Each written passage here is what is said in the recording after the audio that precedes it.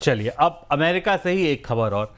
बुधवार को अमेरिका से अमेरिकी सेंट्रल बैंक फेडरल रिजर्व के चीफ जेरोम पावेल को लेकर दो खबरें सामने आईं।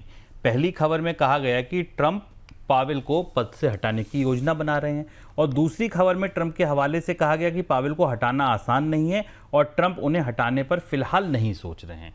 इन खबरों ने ट्रंप और पावेल के बीच बढ़ रही असहमतियों को एक बार फिर से सामने रख दिया। ट्रंप चाहते हैं कि पावेल ब्याज दरों में कटौती करें, जबकि पावेल कहते हैं अभी महंगाई बढ़ने का खतरा है, ऐसे में ब्याज दरें नहीं घटाई जा सकती। सर, सबसे पहले यही समझना चाहेंगे, क्या कानूनन ये संभव है कि पावेल को हटाया जा सके?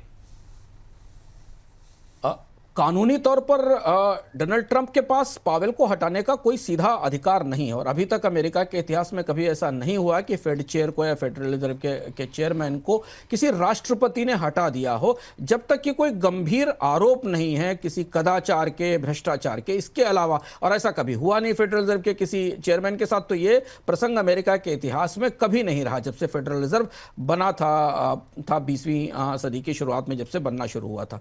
इसलिए डोनाल्ड ट्रंप क्या कर रहे हैं, डोनाल्ड ट्रंप ने एक नई बात कही कल। उन्होंने कहा कि फेडरल रिजर्व ने अपने रिनोवेशन के लिए 2 से ढाई बिलियन डॉलर के आसपास का पैसा खर्च किया है और यह कहा जा रहा है कि इसकी मंजूरी नहीं ली गई, इस रिनोवेशन में कुप्रबंध किया गया है और पारदर्शिता नहीं रखी गई है। अब इस आरोप का सहारा लेकर डोनाल्ड ट्रंप फेडरल रिजर्व के मुखिया पर कार्रवाई कर सकते हैं या उन्हें हटा सकते हैं। लेकिन मामला थोड़ा उलझा है, पेचीदा है।